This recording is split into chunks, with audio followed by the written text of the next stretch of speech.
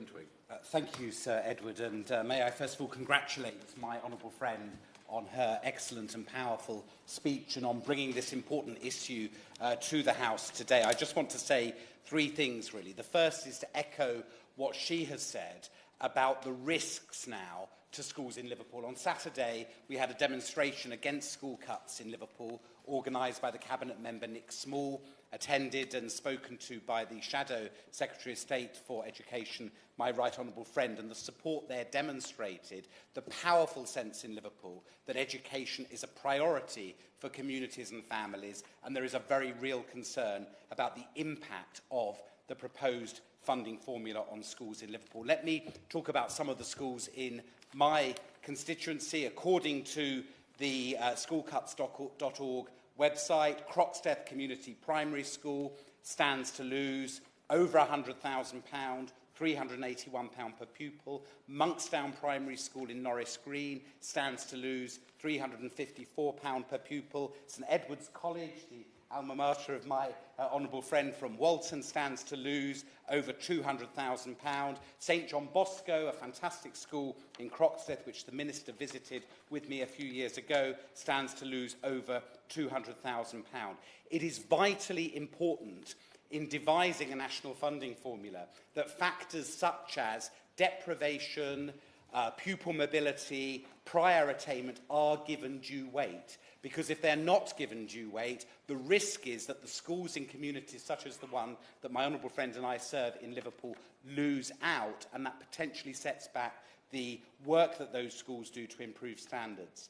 Let me raise a separate issue, which is one that has been raised in this chamber before, and that is about the future of our nursery schools. I think nursery schools play a critically important role in the early years, and I'm proud to have two nursery schools in my constituency, East Prescott Road and Ella Green. They are both rated outstanding by Ofsted, as indeed are the majority of nursery schools across the country.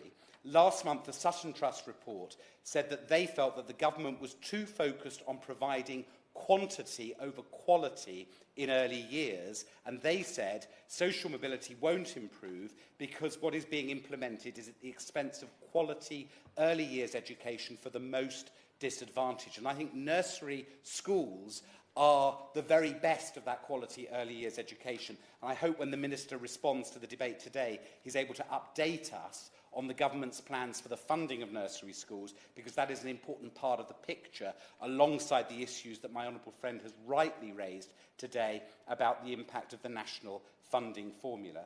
Finally, of course, funding is crucial, but high levels of funding, whilst necessary, are not sufficient to deliver improvement. And that is why the schools, the local authority and others in Liverpool have come together to launch the Liverpool Promise. And the Liverpool Promise is about how we can collaborate to raise standards. And what we want as an ambition for the Liverpool Promise is to provide world-class education, improving rapidly against national performance indicators. We know, the schools know in Liverpool, the local authority knows in Liverpool, that we need to see further improvement. A lot of work needs to be done, and if we're going to deliver that improvement, we need to share best practice, we need to collaborate, we need to understand why some schools are doing better than others in terms of the basics of literacy and numeracy, of English and mathematics, and that shared learning, that collaboration, is at the heart of why we have launched the Liverpool Promise. So none of us, I think, would ever argue